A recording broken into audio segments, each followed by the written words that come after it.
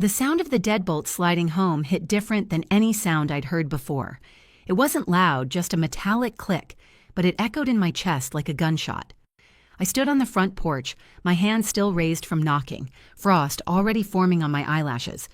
Through the frosted glass panel, I watched my father's silhouette turn away, not quickly, like he was angry, slowly, like he was following instructions. The porch light stayed on. That somehow made it worse. They wanted me to see what they were doing. My stepmother, Victoria, stood in the hallway behind him, her arms crossed, her face a mask of satisfaction even through the distorted glass. My stepbrother, Blake, appeared beside her, and I swear to God he was smiling. The Minneapolis cold at 30 below zero doesn't creep. It attacks. Within seconds, my lungs burned with each breath. My fingers started going numb inside my gloves. I had a backpack with 3 changes of clothes, my laptop, and $152 in cash. Everything else I owned was inside that house. Everything except my dignity, apparently, because they'd just thrown that out with me. My name is Kayla. I'm 18 years old, and until tonight, I thought I knew what abandonment felt like. This is the story of how I learned the difference between being left behind and being erased. I turned 18 exactly 6 hours ago. No cake, no celebration, just a curt, happy birthday from Victoria at breakfast, and a look from my father that I couldn't quite read. I should have known something was coming. Victoria had been too quiet lately, too controlled. For weeks, she'd stopped with the passive-aggressive comments and the strategic criticisms. I thought maybe she was finally backing off. I was an idiot. The trust fund. My grandfather's trust fund. That's what this was about. It unlocked when I turned 18, and I was supposed to sign the release papers next week. $240,000. Not a fortune, but enough to pay for college, enough to start a life. My grandfather had set it up specifically for me after my mom died, with explicit instructions that only I could access it. I stood on that porch for maybe 30 seconds, my brain trying to process what was happening before survival instinct kicked in. I couldn't stay there. I couldn't bang on the door and beg. The cold would kill me before their conscience woke up, assuming they had one. I started walking.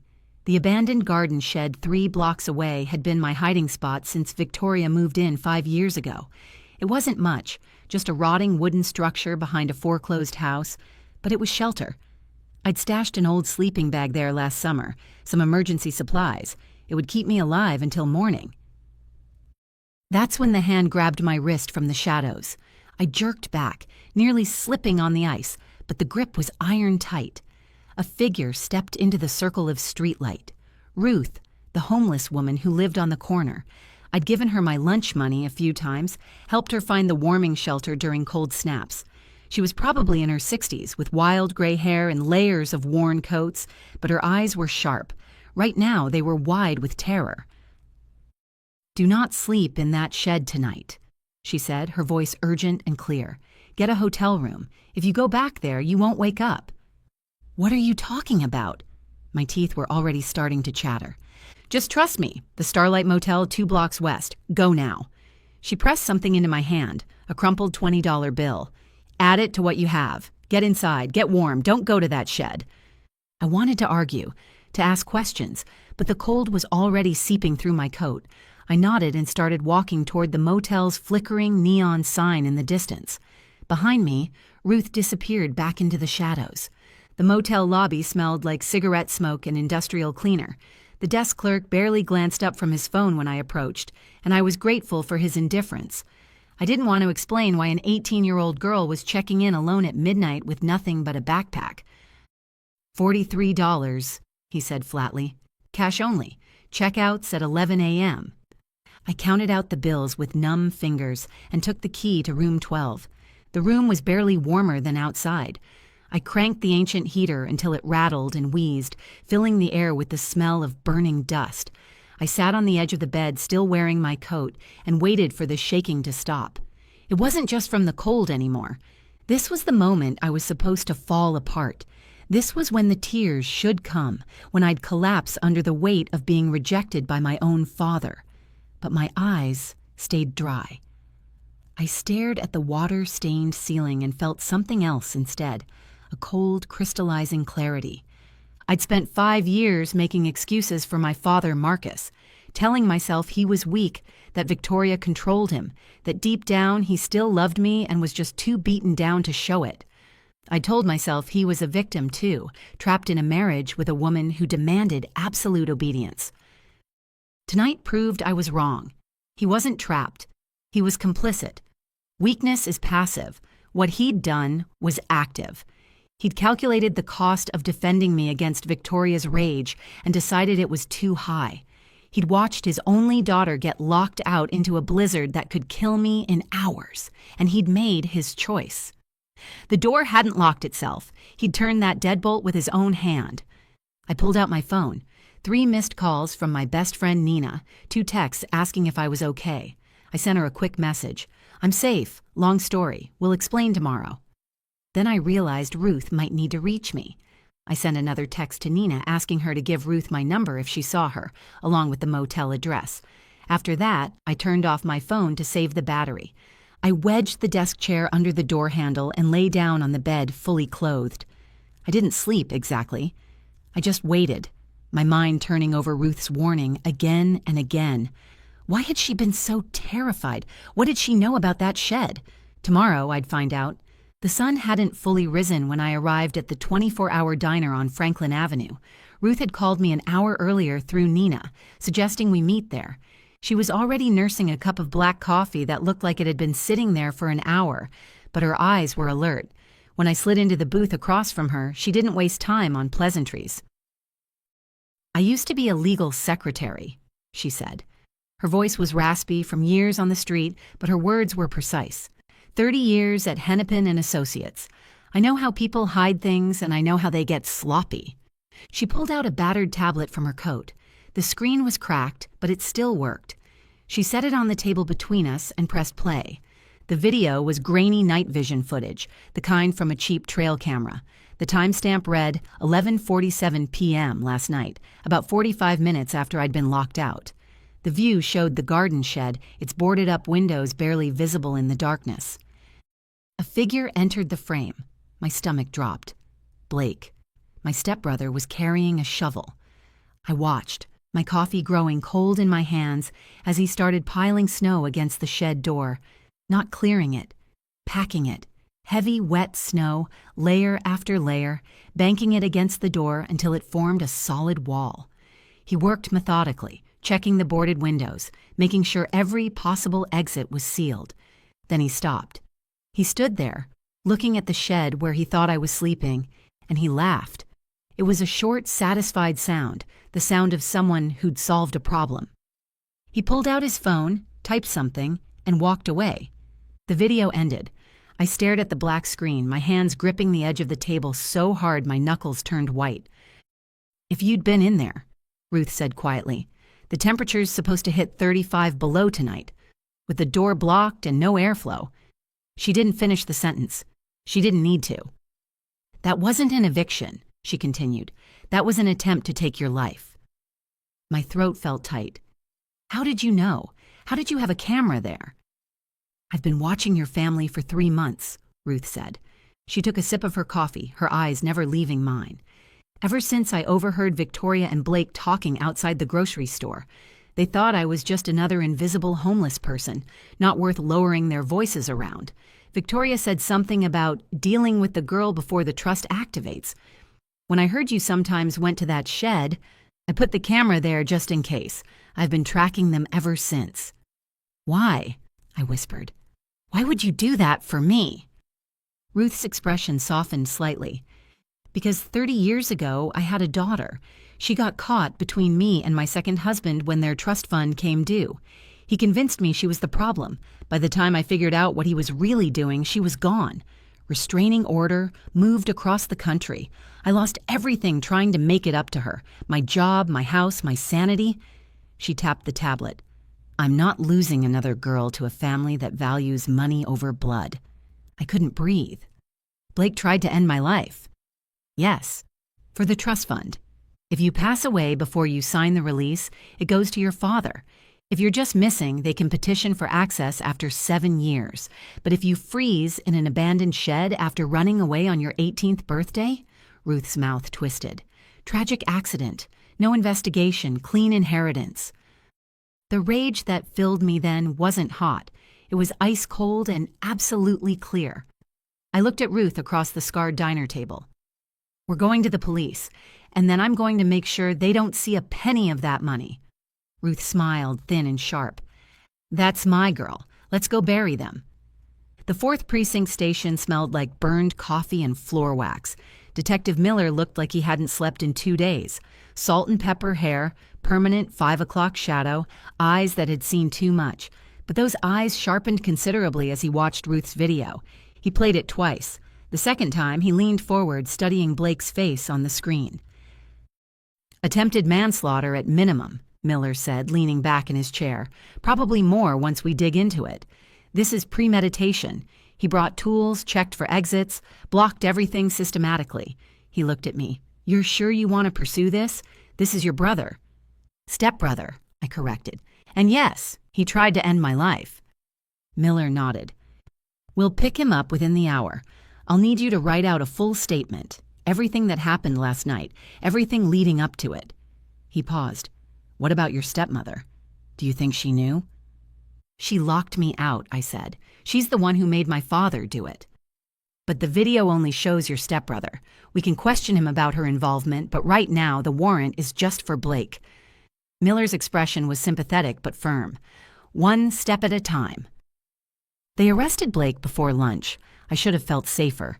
Instead, a tight knot of anxiety formed in my stomach that only grew worse as the afternoon wore on. My phone buzzed at 3 p.m. unknown number. Come home and sign the papers, Kayla, or the cold won't be the only thing that hurts you. I bailed him out. He's angry. I stared at the message, ice flooding my veins. Victoria had used the family accounts, technically my trust accounts, to bail out the person who'd tried to end my life. She wasn't backing down. She was doubling down. She's escalating, Ruth said, reading over my shoulder. We were back at the motel, and I'd been pacing for the last hour. This is what psychologists call an extinction burst. When a behavior that used to work suddenly stops working, people don't just quit. They amplify. They scream louder, push harder, get more desperate. But she knows the police are involved. She knows there's evidence. She also knows the deadline, Ruth said grimly. You turned 18 yesterday. The trust paperwork has to be signed within 72 hours, or it goes into temporary probate while the court sorts it out. That gives them an opening to contest it, claim you're mentally unfit, drag it out in legal fees until there's nothing left. She looked at me seriously. Victoria's controlled everything, your father, your life, the money for 5 years. Now it's all slipping away. She's not thinking rationally anymore. She's a cornered animal. My phone buzzed again. Email notification. Account frozen. Then another. Access denied. Victoria was systematically locking me out of every account, every small financial foothold I had. She was trying to starve me out, force me to come crawling back. Then the social media notifications started. My phone lit up like a Christmas tree, texts from old high school friends, people I hadn't talked to in months. Is this true? Are you okay? I had no idea. Do you need help? Your mom is saying you're on drugs? I opened Facebook with shaking hands. Victoria had posted a long, tearful plea, tagged with my name and photo. Please help us find our daughter, Kayla. She's had a mental breakdown and we're terrified for her safety. If anyone sees her, please don't approach. She may be dangerous. Call us immediately. We just want to bring our baby home. The post had 200 likes already.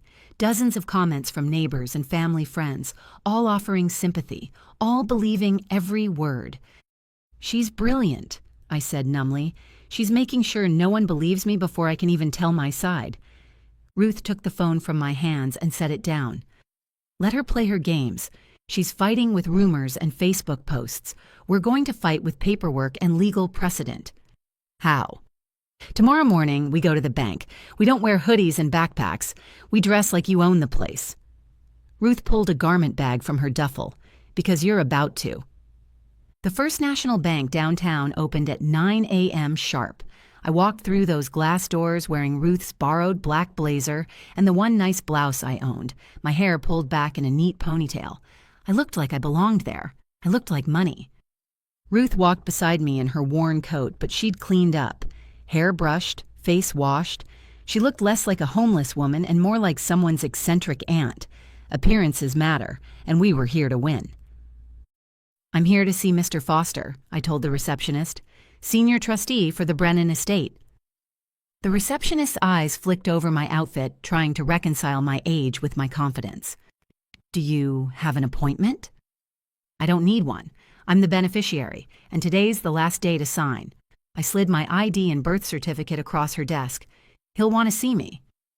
Before she could respond, the glass doors behind us opened. I knew without turning around. The air in the lobby changed, charged with hostility. "Oh, Kayla." Victoria's voice cut through the quiet space. She strode toward me, flanked by my father and a man in an ill-fitting suit who had to be a lawyer. Victoria looked immaculate as always. Designer coat, perfect makeup, but her eyes were frantic. "Thank God we found you. We've been so worried." She rushed forward with her arms open, the concerned mother playing to perfection. My father hung back, staring at the marble floor. "Stop." I didn't shout. I didn't even raise my voice. I just held up one hand and Victoria froze mid-step. "Don't touch me." "Honey, please, you're not well. Let's go home and talk about this. The trust can wait." "Call Mr. Foster," I said to the receptionist, without breaking eye contact with Victoria. "Right now." The lawyer stepped forward, briefcase in hand. "Miss Brennan, I represent your parents. Given your recent behavior and the concerns about your mental state, they're petitioning for temporary conservatorship. You're in no condition to make major financial decisions." "She's perfectly lucid," Ruth said sharply. "And unless you have a court order declaring her incompetent, which you don't, or you would have led with that, she has every legal right to be here. Now back off before I have security remove you for harassment." The lawyer blinked, clearly not expecting a homeless woman to quote legal procedure with that much precision. Before he could respond, the elevator dinged. A gray-haired man in an expensive suit stepped out. His eyes swept the scene.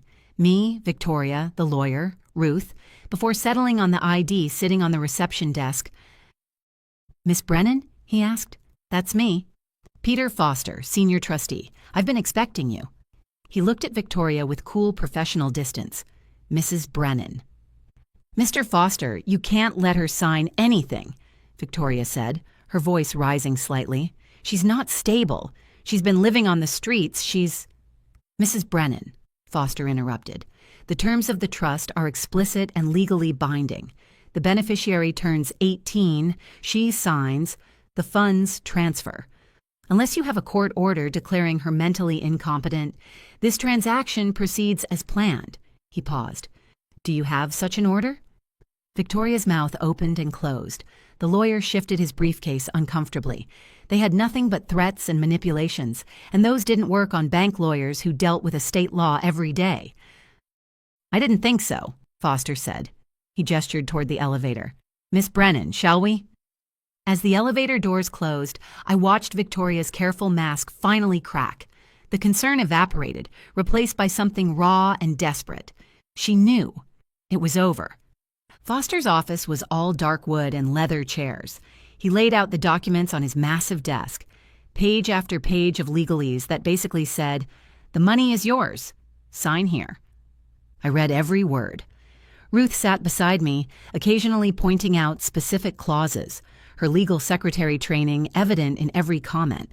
When I was satisfied, I picked up the pen. The signatures felt like freedom. Kayla Brennan, Kayla Brennan, Kayla Brennan. Each one was a nail in Victoria's coffin.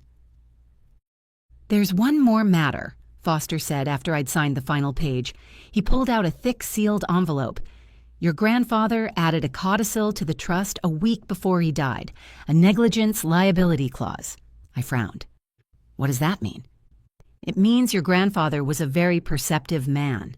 Foster opened the envelope, spreading documents across the desk.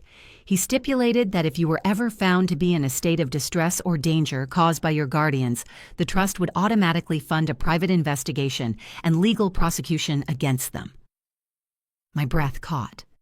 He knew? He suspected. He couldn't prove anything while he was alive, but he made sure you'd have the resources to do it after. Foster slid a document toward me. Inside were bank statements showing Victoria's excessive spending, itemized lists of my trust funds being used for her personal expenses, and a retainer agreement for one of the state's top criminal prosecution firms. "By attempting to harm you," Foster said quietly, "they triggered the clause. The estate isn't just yours, Miss Brennan. It's now the war chest that will put them in prison." He looked at me seriously. "The retainer is already paid. The firm is ready to proceed whenever you give the word. Do you want to initiate prosecution?" I looked at Ruth. She gave me a small, fierce nod. "Yes," I said. "Proceed immediately." "One more thing," I added. "The subsidiary accounts, the ones my father and Victoria use for expenses, the credit cards, the house account, everything." Foster nodded. "The allowance cards, yes. What about them?" "Freeze them. All of them. Cancel every card, close every account they have access to. As of right now, they don't touch another penny of this money." Foster typed several commands into his computer. "Done. They're completely locked out." I stood up, feeling lighter than I had in years. "Thank you, Mr. Foster." "Thank your grandfather," he said. "He made sure you'd be protected." A week later, I stood in the doorway of my new apartment. It was small, a studio with old hardwood floors and big windows that let in the pale February sunlight. The furniture was secondhand, the kitchen barely qualified as a kitchenette, but it was warm, it was safe, it was mine. Ruth had moved into the spare room at Nina's place, finally off the streets. Nina's family had welcomed her with open arms once they understood she'd saved my life. She was working part-time at their family law office now, putting her legal secretary skills back to use. The legal proceedings had moved quickly once the evidence came to light. Blake was sentenced to 3 years in juvenile detention for attempted manslaughter with a negligence clause. He'd be eligible for parole in 18 months with good behavior. Victoria had tried to flee the state, but was arrested at the airport with a one-way ticket to Costa Rica. She was awaiting trial on charges of conspiracy to commit manslaughter, embezzlement, and fraud.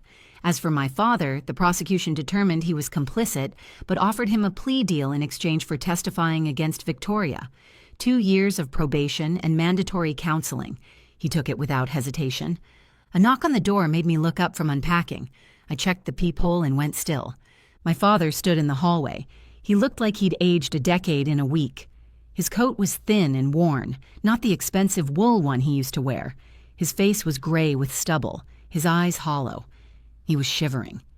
I opened the door but didn't step back. I blocked the entrance, one hand on the frame. "It's Kayla."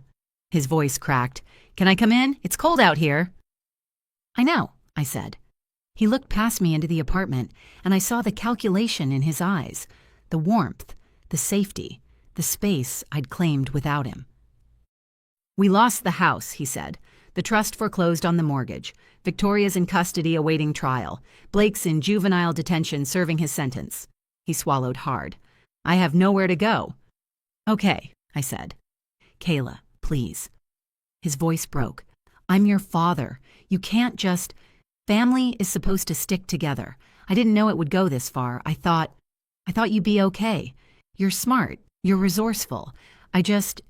You thought what, exactly?" I kept my voice level. That I'd find a friend's couch, that I'd forgive you, that freezing to death was an acceptable risk as long as Victoria stayed happy? I made a mistake. You made a choice. I cut him off. You stood there and watched Blake trap me in that shed to die. You turned that deadbolt knowing what Victoria and Blake were planning. You weren't confused or tricked. You calculated the cost of protecting me against the cost of Victoria's anger, and you chose your comfort over my life. I'm still your father. His eyes were wet now, desperate. You can't just abandon me. I reached into my pocket and pulled out a key. It was old, rusted, the key to the garden shed. I'd taken it from the property before the foreclosure went through. I held it out to him. "There's a shed 3 blocks from here," I said. "Abandoned property. The foreclosure notice hasn't been posted yet. The door locks from the inside now. I made sure of that. There's even a sleeping bag, some bottled water. You'll be fine for a few nights until you figure something out." His hand shook as he looked at the key. "Kayla, you can't. The temperature's supposed to drop to 20 below tonight," I continued. but the shed has 4 walls and a roof.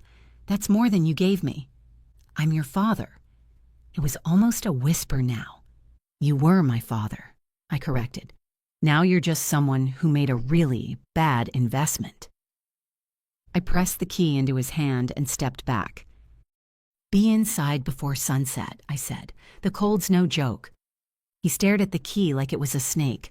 Then he looked up at me, and I saw the moment he understood. This wasn't cruelty. This was symmetry. This was him learning what it felt like to be considered disposable. "Kayla, please." I closed the door. The sound of the lock clicking shut was the most satisfying sound I'd ever heard. Final. Just. Earned. Inside, Nina was in the kitchen, stirring a pot of soup that smelled like tomatoes and basil. Ruth sat in the armchair by the window, reading a battered paperback. "Was that him?" Ruth asked without looking up. "Yeah. Is he gone?" "He's gone." I walked to the window. Outside, the snow was melting in patches where the sun hit the sidewalk. Spring would come eventually. The city would thaw. I later learned he used the shed for 2 nights before checking himself into a homeless shelter. He completed his probation and eventually moved to another state, though we never spoke again. I heard through extended family that he found work as a janitor and rented a small efficiency apartment. It wasn't much, but it was more than he'd given me that night. Ruth closed her book and looked at me. "You know he'll tell people you're heartless, cold, ungrateful." "Let him," I said. I sat down on the floor, the sunlight warming my face for the first time in what felt like forever. I spent 18 years trying to earn love from people who saw me as a transaction. I'm done negotiating my worth. "Good," Nina said from the kitchen. She brought over 3 bowls of soup, and we ate together in comfortable silence. For the first time in 18 years, I wasn't cold. I wasn't afraid. I wasn't calculating how to make myself small enough to deserve basic kindness. I was home. Before you go, here's a quick bonus for sticking around. If you love learning and growing like I do, you need to try audiobooks. I've got an exclusive deal with Audible. Your first month is completely free. That's access to over 500,000 titles, 0 cost to you. All the details are waiting in the description. Don't miss this one.